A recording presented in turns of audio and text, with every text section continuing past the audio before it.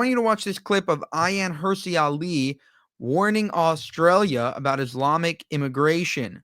Learn from Europe, she says. Check it out. If you want to invite people in from outside of Australia to settle and live in Australia and to belong, I think it's very important to have the conversation with them that this is the place you're coming. Here's what Australia is all about. And in order to belong, you are going to adhere to our norms, and we'll tell you why. But if you don't want to adhere to our norms, it's fine.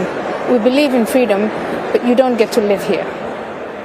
What about the term multiculturalism? Because it's almost celebrated, particularly in places like Australia, and it's almost an embarrassment that our own old culture, in our case predominantly an Anglo culture with Indigenous underpinnings, but our own culture isn't good enough on its own, that bringing in all of these people have made us richer and better, but in some instances it's come at a cost.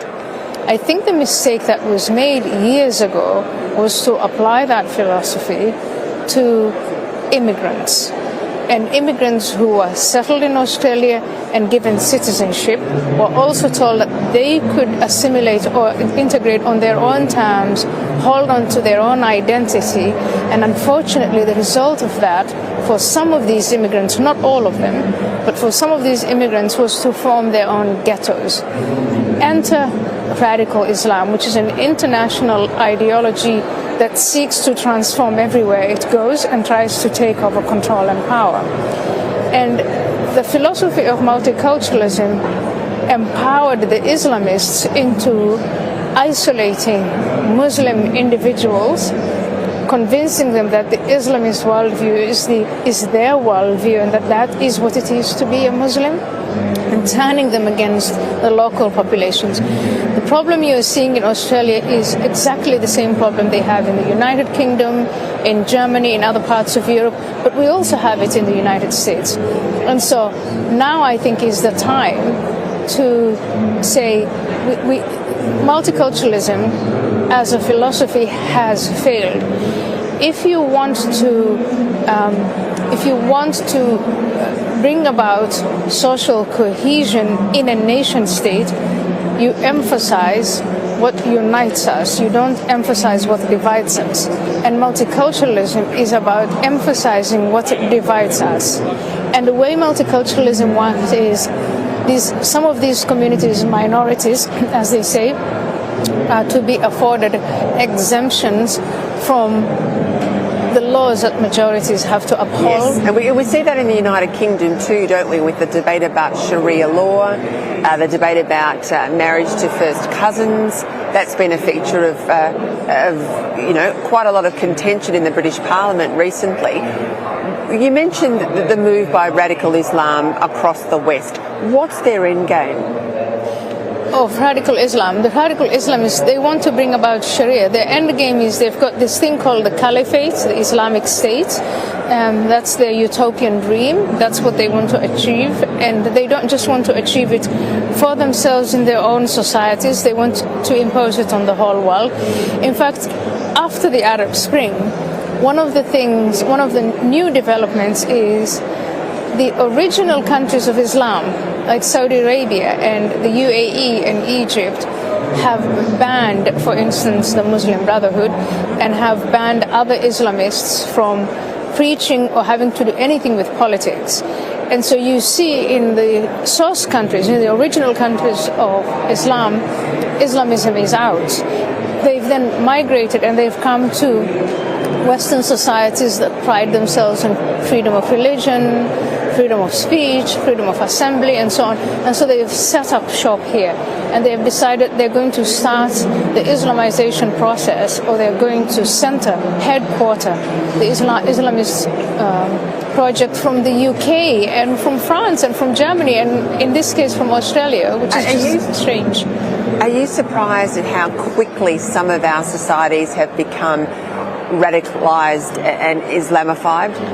I'm not surprised, because for the last 25 years I've been banging on about exactly what you're talking about, so I'm not surprised.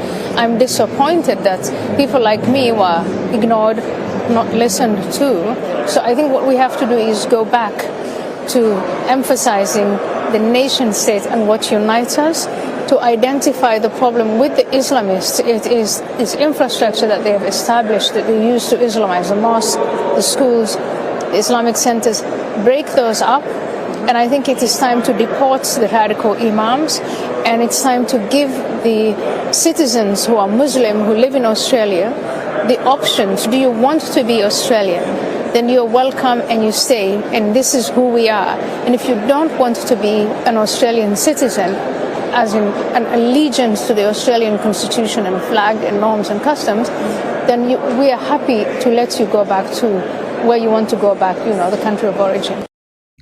She is correct. We did ignore her warning. She has been talking about this for ages.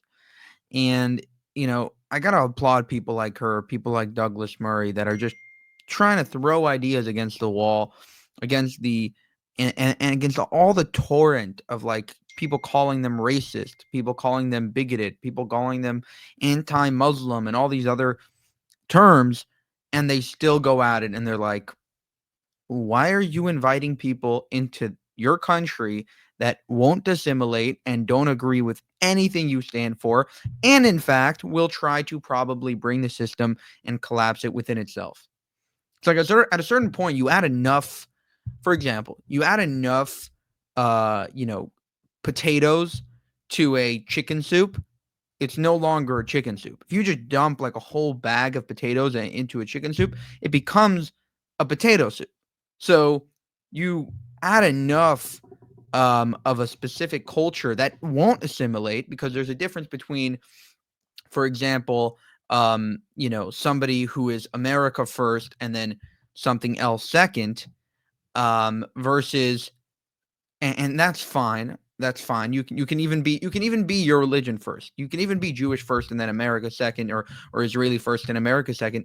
The main thing is you cannot be anti the West and anti that country, because otherwise you're going to create a lot of problems, and it's just destructive. It's self-destructive to invite people into your country that don't agree with you and don't share your values and your traditions. For more, you can subscribe to the channel. We are trying to get to 1,000 subscribers, and so if you subscribe, that'd be great. Thank you for watching, and have a good one.